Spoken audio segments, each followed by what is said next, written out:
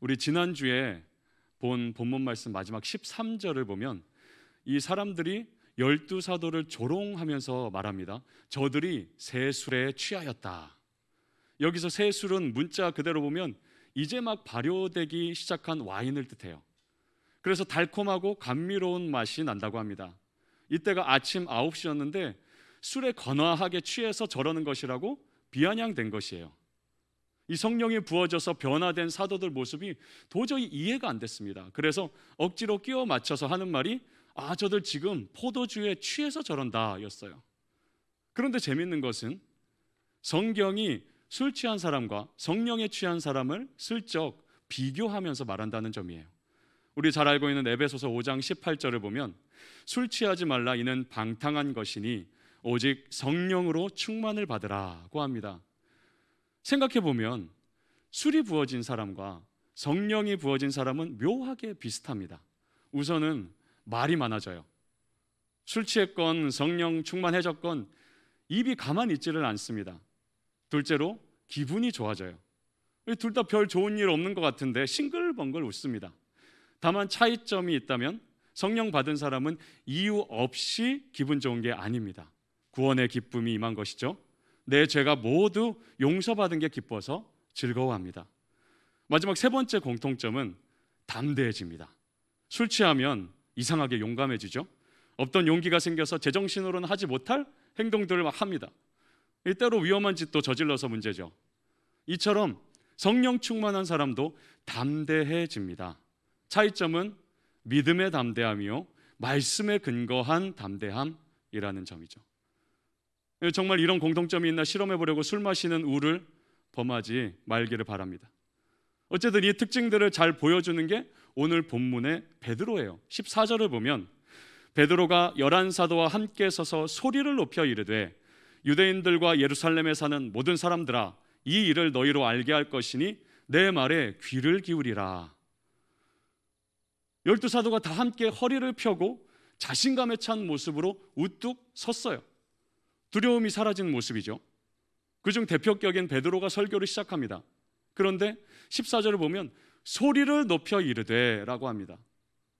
나 예수 모른다고 3번이나 부인하고는 닭이 울자 어떻게 했어요? 소리를 높여 울었습니다. 성경은 심히 통곡했다라고 나옵니다. 이렇던 베드로 심령에 성령이 부어지자 완전히 달라집니다. 자기를 비아냥대는 그들에게 욕하며 덤벼들지 않아요. 뭐? 술 취했다고? 지금 너네가 제정신이야? 면서 그들과 다투지 않습니다. 소리를 높여 담대히 말하기를 너희는 내 말에 귀를 기울이라. 성령에 취한 사람은 이렇게 담대히 할 말이 생깁니다. 할 말이 계속 생겨요. 그 말의 내용은 무엇입니까? 우리가 지난주에 봤죠? 하나님이 베푸신 큰 일입니다. 그러니 할 말이 계속 생기는 것이에요. 왜요? 하나님은 쉬지 않고 계속 큰 일을 지금도 행하고 계시기 때문이에요. 지금도 우리에게 크고 은밀한 일, 크고 놀라운 일을 행하고 계시기 때문이에요. 우리가 수련회 때 한두 명씩 간증을 하죠. 그런데 작년에 간증했다고 올해는 간증할 거리가 없다면 이상한 것입니다. 하나님은 지금도 계속 그 한 사람, 우리 한 사람 한 사람에게 놀라운 일을, 큰 일을 행하시기 때문이에요. 어제 함께 하신 하나님이 오늘은 가만히 계실 리가 없습니다. 저는 아침에 일어나면 늘 하는 기도가 있어요. 하나님, 지난 밤에도 저의 심장과 호흡을 지켜주셔서 감사합니다. 전신마취 수술을 하고 십자인대 수술 또 부정맥을 알아본 뒤로 생긴 감사 기도예요. 그런데 여러분 꼭 이런 어려움 겪지 않아도 우리 모두 이렇게 기도해야 되지 않겠습니까? 지난주에 어떤 청년이 기도를 어떻게 하면 좋을지 모르겠다고 했어요. 그래서 이렇게 말했습니다. 우선 하루에 2번씩 2번 기도해봐. 아침에 깨서 그리고 밤에 자기 전 기도해봐. 우리 생각해보면 날마다 감사할 게 있지 않습니까? 눈 뜨면 감사, 자기 전 그 하루를 돌아보며 감사, 성령이 오셔서 우리에게 새 생명을 주셨으니 감사, 이렇게 함께 모여서 예배하니 감사, 구원의 확신을 주셔서 우리가 천국 소망을 갖고 살게 하시니 감사하죠. 이런 하나님의 큰 일을 생각하면 우리도 말이 많아질 수밖에 없습니다.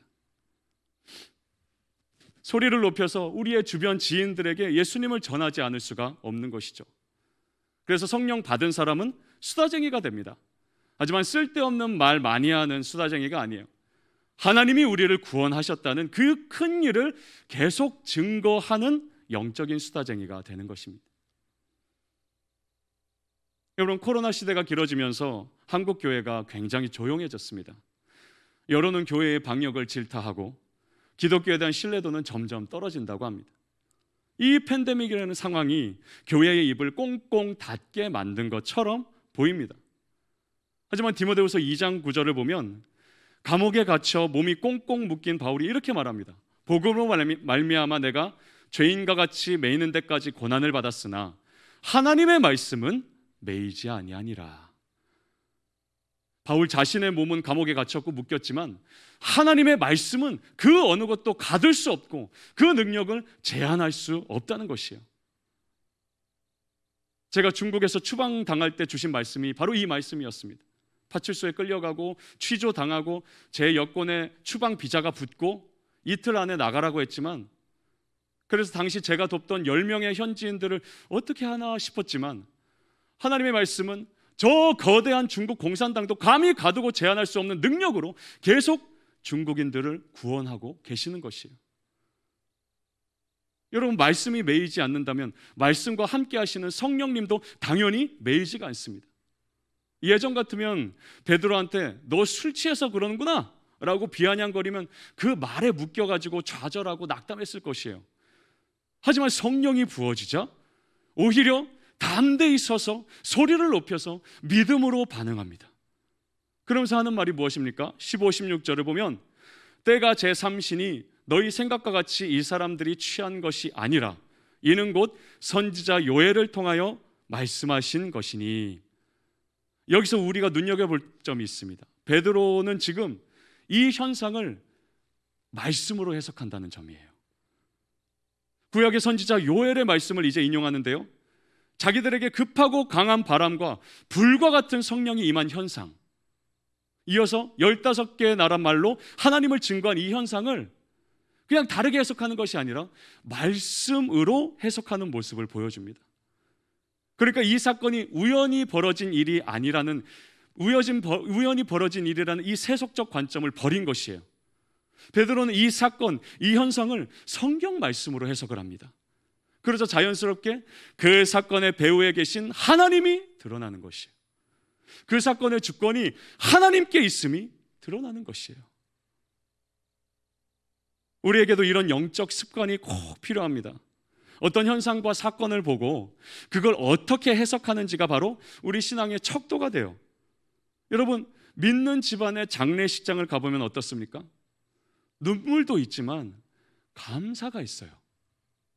슬픔과 감사가 공존합니다.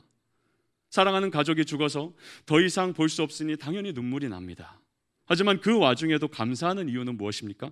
그 가족이 하나님 품에 안겨 영원한 안식에 들어갔다는 믿음이 있기 때문이에요.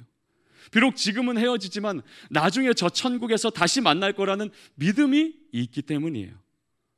이렇게 똑같은 상황 앞에서도 우리는 성경 말씀으로 해석해야 합니다. 말씀으로 해석되지 않는 현상은 없어요. 모든 일어나는 일의 주권은 오직 하나님께 있기 때문입니다. 지금 여러분이 현재 겪고 있는 현상과 상황들을 한번 떠올려 보세요. 내가 그 상황과 현상을 하나님의 말씀으로 해석하고 있는가, 아니면 그냥 내 보이는 육신의 눈으로 보면서 어려워하고 괴로워하고 있는지.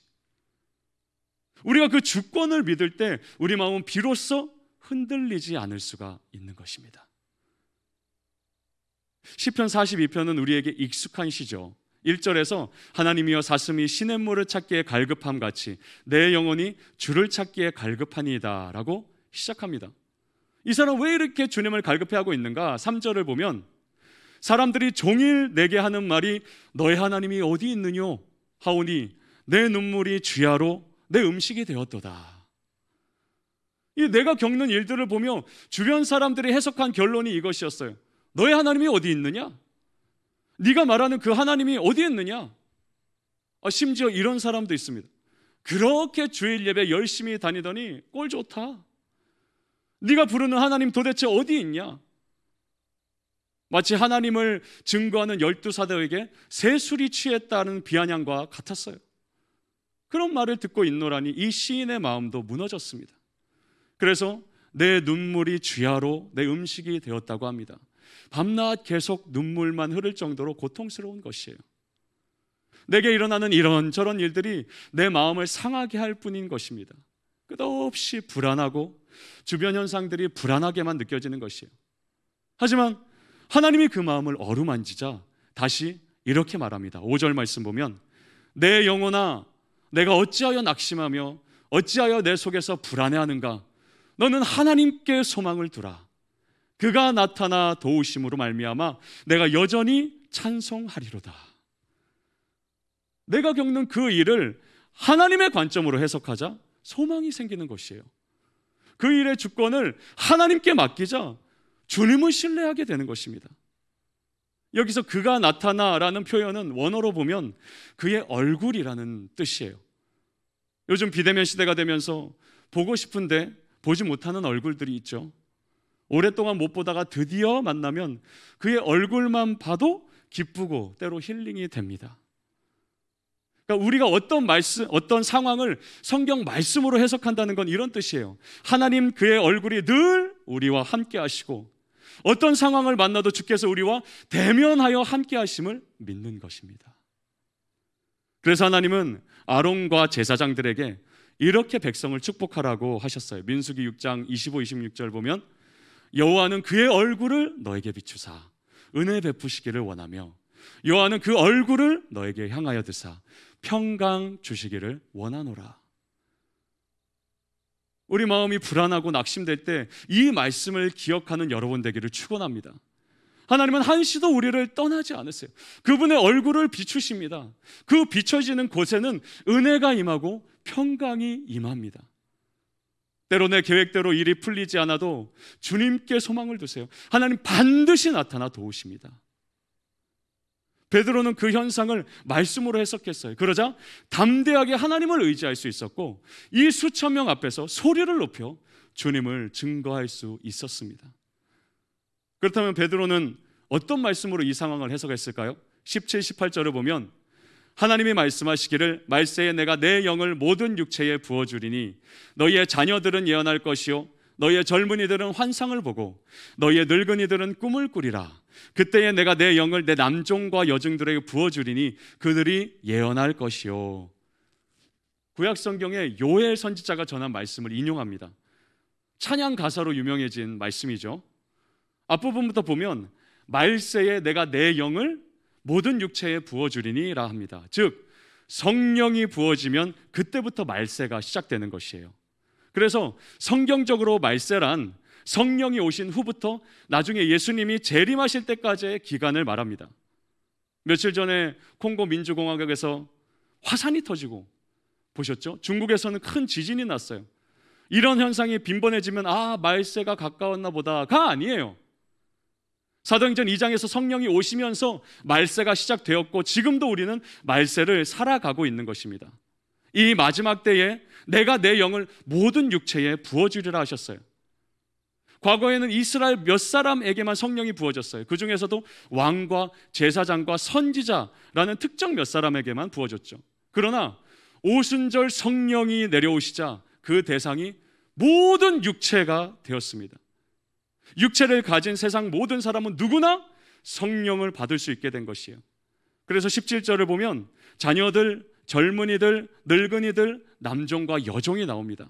말 그대로 남녀노소 누구나 성령이 부어지면 새 사람이 되는 길이 열린 것이에요. 자녀들은 예언하고 청년들은 환상을 보고 아비들은 꿈을 꾸리라. 이 말씀을 문자 그대로 받아들이는 사람들이 있어요. 그래서 예수 믿으면 어린애들이 노스트라다무스가 돼야 되고 청년들은 환상이 보여야 하고 노인들은 뭔가 의미 있는 어떤 길몽과 같은 꿈을 꿔야 한다는 주장이 있어요. 워낙 유명한 구절이다 보니까 해석도 다양합니다. 하지만 이런 문자적인 해석은 구약 성경과 맞지 않는 위험한 해석이에요. 구약 시대에는 하나님이 자신의 뜻을 계시하시는 세 가지 방법이 있었습니다. 그 세 가지가 바로 예언과 꿈과 환상이었죠. 선지자들 통해 하나님의 뜻이 예언되었어요. 또한 우리 창세기를 보면 여러분 잘 아는 요셉을 총리로 세운 바로 왕이 나옵니다. 이 바로 왕이 꿈을 꾸죠. 그 꿈을 요셉이 해석해 줍니다. 애굽에 7년 동안 대풍년이 있겠고 그 후 7년 동안 엄청난 흉년이 있을 것을 알려줍니다. 하나님이 꿈을 통해 알려주신 것이에요. 또 다니엘서를 보면 다니엘이 환상을 보고 기록한 말씀이 나옵니다. 그 환상들은 앞으로 벌어질 세계 역사에 대한 내용이었어요. 하나님이 역사의 주관자 되심을 뭐를 통해요? 환상을 통해 알려주신 것이에요. 이렇게 예언과 꿈과 환상은 하나님이 인간에게 자신의 뜻을 알려주시는 방편이었어요. 그런데 성령이 모든 육체에 부어지면 어떻게 바뀐다고 합니까?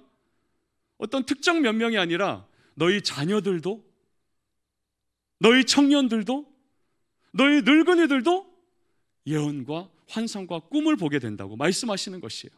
즉 모든 육체, 모든 사람, 모든 민족 누구나 하나님과 직접 관계를 맺고 대화하는 날이 올 것이며 그날은 이미 2000년 전 성령이 오심으로 성취된 것입니다.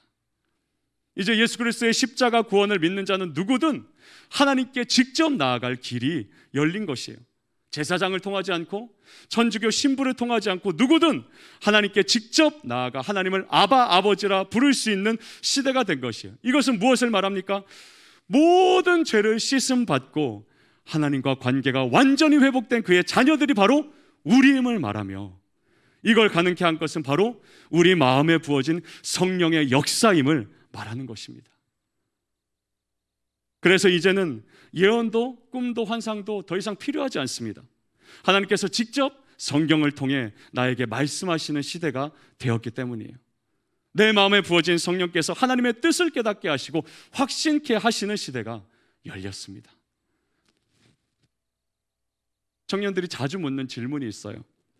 하나님의 뜻을 모르겠어요. 그 뜻을 알면 속 시원할 텐데 모르니 너무 답답합니다. 그래서 계속 고민만 하고 갈팡질팡하다가 그냥 에라 모르겠다 하고 자기 뜻대로 선택하는 모습을 자주 보게 됩니다. 그럼 저는 몇 가지 방법을 알려줘요. 성경을 읽고 설교를 듣고 말씀 공부를 하는 중에 하나님께서 너희 마음에 알려주실 거야. 그리고 그 선택에 합당한 길을, 상황을 열어주실 거야. 필요한 사람들을 만나게도 하실 거야. 그런데 문제는 이것이에요. 이런 방법들을 알긴 알지만은 기도하지 않는다는 것입니다. 중요한 선택을 앞두고는 고민은 계속하는데 간절하게 마음을 쏟으며 기도하지는 않아요. 사무엘은 기도를 쉬는 것도 죄라고 했습니다. 사랑의 하나님은 우리를 불쌍히 여기셔서 때로는 우리가 기도하게끔 고난을 주세요. 그래서 바울은 살 소망까지 끊어진 극심한 고난 앞에서 이렇게 고백합니다. 고린도서 1장 9절 이는 우리로 자기를 의지하지 말고 오직 죽은 자를 다시 살리시는 하나님만 의지하게 하심이라. 우리가 고난을 만나면 여러분 불평 원망하지 마세요. 하나님이 이 문제 앞에서 하나님만 의지하며 기도하기를 원하시는구나 라고 생각하세요. 그리고 무릎을 꿇고 기도하세요. 괴로울 때는 가슴을 치며 기도하십시오. 교회 와서 이 예배당에서 홀로 기도하세요. 오기 어렵다면 방문 잠그고 나만의 공간에서 기도하는 시간을 가지세요. 그리고 하나님이 주신 가장 큰 복 중 하나가 이것입니다. 내가 직접 예수 이름으로 하나님께 기도할 수 있게 된 것이에요. 필요한 걸 구할 수 있게 된 것이에요. 이 타들어가는 마음을 토해내며 무슨 얘기든 하나님께는 다 할 수 있게 된 것입니다. 그때 지쳐 엎드린 내 곁에서 성령님이 이렇게 도와주십니다. 로마서 8장 26절 이와 같이 성령도 우리의 연약함을 도우시나니 우리는 마땅히 기도할 바를 알지 못하나 오직 성령이 말할 수 없는 탄식으로 우리를 위하여 친히 간구하시느니라. 이 성령의 탄식 기도 덕분에 하나님은 우리에게 다시 힘을 주십니다. 다시금 하나님을 의지하는 믿음을 주십니다. 죽었던 내 마음이 살아나는 은혜를 부어주십니다. 여러분, 우리가 2주에 걸쳐서 성령 충만에 대해서 보고 있는데 성령 충만이 화려한 인생을 만든다고 착각하지 마세요. 무슨 교회에서 또 신앙적으로 화려한 사람이 되는 거라고 착각하지 마세요. 성령 충만이 어떤 강력한 능력을 주게 된다 착각하지 마세요. 성령이 오신 이유는 단 하나, 우리가 하나님과 가깝게 지내며 그 사랑과 은혜를 누리다가, 지친 나를 일으키시는 은혜를 누리다가 이 땅에 호흡을 마치면 저 천국에서 영생을 누리도록 하기 위해서 우리에게 오신 것입니다. 이걸 잘 보여주는 한 사람의 이야기가 있습니다. 울랄라 세션의 임윤택이라는 분입니다. 알고 보니 저랑 동갑이셨어요. 최근에 어떤 신문에 실린 한 의사 선생님의 글을 읽게 됐어요. 그분은 어느 교회 장로님이기도 했는데요.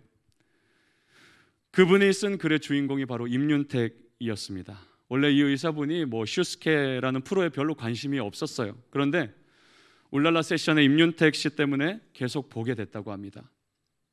슈스케 시즌 3였죠. 이 울랄라 세션의 노래도 좋았지만 임윤택 씨가 회를 거듭할수록 점점 몸이 야위어가는 걸 보게 되셨어요. 아무래도 의사시다 보니까 그 모습에 관심이 생긴 것 같아요. 몸이 점점 말라가고 나중에는 도저히 무대에 서면 안 될 것 같다는 생각이 드셨다고 합니다. 알고 보니 임윤택 씨는 위암 말기였죠. 그리고 후에 33살의 나이로 먼저 하나님 품에 안기게 됐습니다. 나중에 같은 팀 멤버 박승일 씨가 기독교 방송에 출연해서 간증을 하게 됩니다. 임윤택 씨가 숨을 거두는 마지막 날 있었던 일을 들려주셨어요. 그 자리에 개그우먼 이성미 집사님과 이 멤버들이 모여서 그 자리를 지키고 있었습니다. 같이 있던 목사님이 임윤택 씨에게 한 가지 부탁을 합니다. 윤택 형제가 가장 좋아하는 게 무대에서 신나게 즐겁게 노래 부르는 거 아니었냐? 마지막으로 노래 한 곡 해보는 게 어떻겠냐라는 부탁이었어요. 근데 그 당시 상황이 노래를 할 만한 상황이 아니었습니다. 호흡기를 차고 간신히 호흡 중이었고 일어나 앉을 힘도 없는 몸 상태였어요. 그리고 뇌에 이상이 생겨서 발음도 정확하지 않았습니다. 그런데 박승일 씨가 그 목사님의 제안을 임윤택 씨 귀에 들려주었어요. 그러자 발음도 잘 안 되는 어눌한 말투로 잠시 좀 일으켜 줄래? 라고 이제 하더니 어떤 곡을 골랐냐면 찬송가 338장을 선택하는 것이에요. 내 주를 가까이라는 찬송이었어요. 1절 가사가 이렇습니다. 내 주를 가까이 하게 함은 십자가 짐 같은 고생이나 내 일생 소원은 늘 찬송하면서 주께 더 나가기 원합니다. 내 일생 소원은 늘 찬송하면서 주께 더 나가기 원합니다. 호흡기를 찬 채 이 찬양을 한 그날 숨을 거두게 됩니다. 여러분 꼭 이 분의 삶뿐 아닙니다. 우리 모두의 삶이 이 찬송 가사와 같습니다. 내 주를 가까이 함이 십자가 짐 같은 고생과 같아요. 그럼에도 불구하고 내 일생 소원은 늘 찬송하면서 늘 내 구원의 하나님을 찬송하면서 주께 더 나가기, 주께 더 가까이 가기 원합니다. 이게 이제는 우리의 고백이 되도록 성령께서 우리에게 오신 것입니다. 하나님이 저와 여러분에게 원하시는 것은 화려한 열매가 아니에요. 다만 더 주님 가까이 하면서 주님 더 사랑하는 것입니다. 그래서 하나님이 한량없이 부어주시는 그 사랑으로 만족하며 사는 것입니다. 딴 거 좀 부족해도, 내가 세운 계획 좀 실패해도 날 구원하신 예수 그리스도 한 분으로 감사하며 사는 것입니다. 그래서 마지막 22절, 21절에서 성령이 오신 가장 중요한 목적을 이렇게 말합니다. 누구든지 주의 이름을 부르는 자는 구원을 받으리라. 누구든지 주의 이름을 부르는 자는 구원을 받으리라. 모든 육체에 성령이 부어지자 남녀노소 할 거 없이 누구나 하게 된 것이 바로 이 고백입니다. 주 예수의 이름을 부르며 구원받고 천국 백성이 된 것이에요. 주님 품에 안기는 그날까지 비록 이 땅에서 좁은 길을 걷겠지만 끝까지 예수를 부인하지 않고 믿음으로 사는 저와 여러분이 됩시다.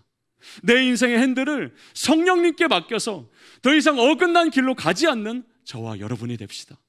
우리 청년부가 늘 똑같은 문제로 넘어지지 않고 성령이 충만하여 하나님의 큰 일을 증거하는 공동체가 되도록 우리 기도합시다.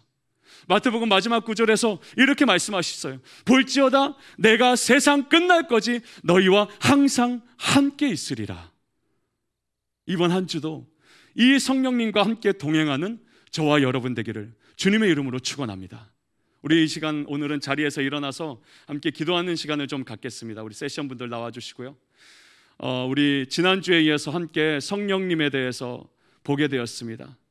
급하고 강한 바람과 같은 소리로 임하신 우리 성령님, 불과 같은 성령께서 오셔서 그 주의 제자들을 변화시키시고 더 이상 자신의 죄의 문제와 자기 개인적인 상황에 짓눌리고 얽매여서 살아가는 삶이 아니라 이제는 담대히 서서 소리를 높여서 하나님의 큰 일을 증거하는 사람들로, 주의 제자들로 변화되었습니다. 주님, 우리도 그런 예수 그리스도의 제자로 변화되길 원합니다.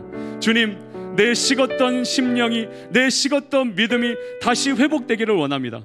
주님, 성령으로 충만하게 하여 주셔서 다시 눈을 들어 주님을 바라보며 주님 한 분만으로 만족하며 주님의 그 뜨거운 사랑에 감사하며 나도 이제는 그 사랑을 전하고 증거하며 하나님의 큰 일을 말하는 나의 입술이 되고 나의 삶의 변화된 모습을 통하여서 주님을 전하며 하나님을 증거하는 내가 될 수 있도록 하나님 성령으로 충만하게 하여 주옵시고, 혹시 이 자리에 아직 성령을 받지 못한 청년이 있다면 이 시간 주의 성령을 그 마음에 뜨겁게 부어주셔서 거듭나 새 생명을 가지고 영생을 누리며 하나님의 사랑을 전하는 귀한 주의 자녀 될 수 있도록 하여 주시옵소서. 우리 자신을 위해, 우리 청년부를 위해 이 시간 같이 한번 기도하겠습니다. 살아계신 하나님 아버지 하나님, 우리의 심령을 주님 앞에 드리며 이 시간 기도합니다. 하나님 아버지요, 아버지께서 우리에게 성령을 부어주시고 하나님 아버지, 이제는 아버지 하나님 연약한 모습으로 늘 똑같은 문제에 넘어지는 사람이 아니라 아버지 내 입술을 여서 담대히 주님을 전하며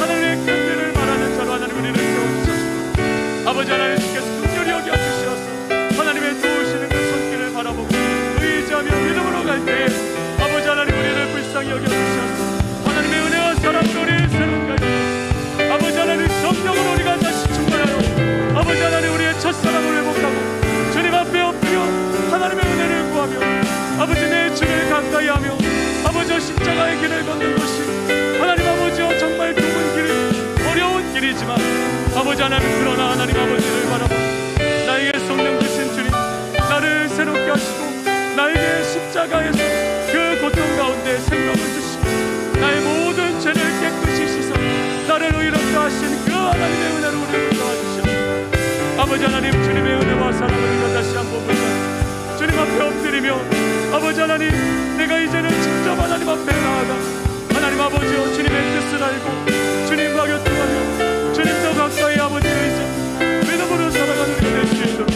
아버지 하나님, 우리의 청년보다 하나님의 은혜로 성령으로 충만하게 하여 주시어서 하나님 아버지여 담대하게 주여 이제는 아버지 과거의 똑같은 문제에 넘어지는 것이 아니라 이 현상과 상황을 말씀으로 해석하고 하나님 앞에 서서 믿음으로 살아가는 우리가 될 수 있도록 하나님 함께 하여 주옵시고 아버지 하나님 인도하여 주시옵소서. 하나님의 크신 은혜를 사모하옵소서.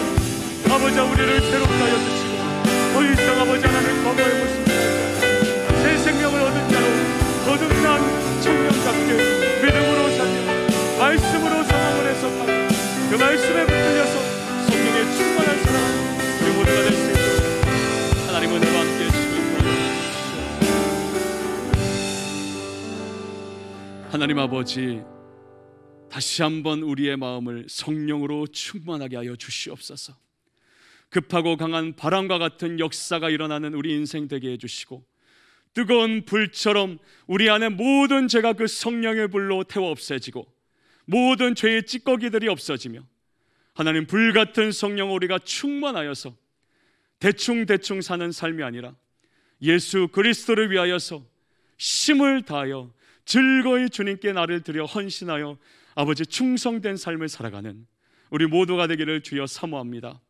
오늘 말씀에서 12사도가 보여준 모습처럼 이제는 주눅들어 사는 것이 아니라 담대히 서서 소리를 높여 하나님의 큰 일을 증거하게 하여 주옵시고 하나님의 말씀으로 내 모든 상황과 현상을 해석할 줄 알게 하여 주시옵고 성령이 부어짐으로 남녀노소 누구나, 모든 육체 누구나 하나님께 직접 나아가 기도하며 간구하며 하나님의 뜻을 알게 하신 것처럼, 아버지, 우리가 기도에 헌신하고 아버지 하나님 꾸준히 또 정기적으로 기도하는 시간을 통하여서 하나님의 뜻을 날마다 구할 때 성령 하나님이 우리의 삶을 인도하시는 가장 복되고 안전하고 축복된 그런 삶을 이 청년대 때 시작하는 우리 모든 설린 청년들 되도록 은혜 허락하여 주시옵소서. 예수님의 이름으로 기도합니다. 아멘.